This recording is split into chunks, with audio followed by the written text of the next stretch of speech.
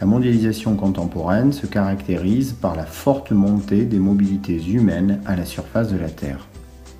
Les inégalités socio-spatiales croissantes alimentent en retour une montée des flux migratoires contraints qui passent de 75 millions à 250 millions entre 1965 et 2015, auxquels il faut ajouter 20 à 30 millions de migrants clandestins. Cependant, le stock global de migrants ne représente que 3% de la population mondiale, contre 5% en 1914 par exemple. Les réseaux migratoires sont plus complexes et diversifiés qu'on ne le pense souvent. 60% des migrants internationaux résident dans un pays développé et 40% vivent désormais dans un pays du Sud.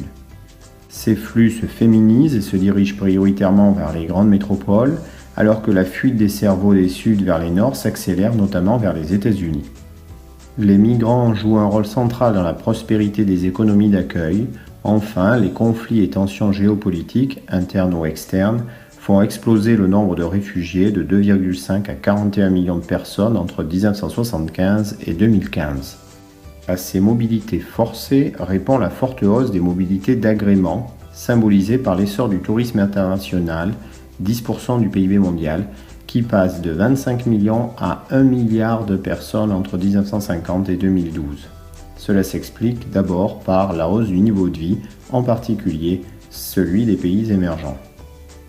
Cette mobilité est marquée par des inégalités. Les 5 premiers États, France, États-Unis, Chine, Espagne, Italie, accueillent presque un tiers des flux de touristes.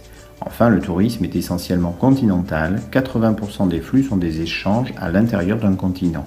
À l'opposé, les échanges intercontinentaux à grande distance demeurent limités.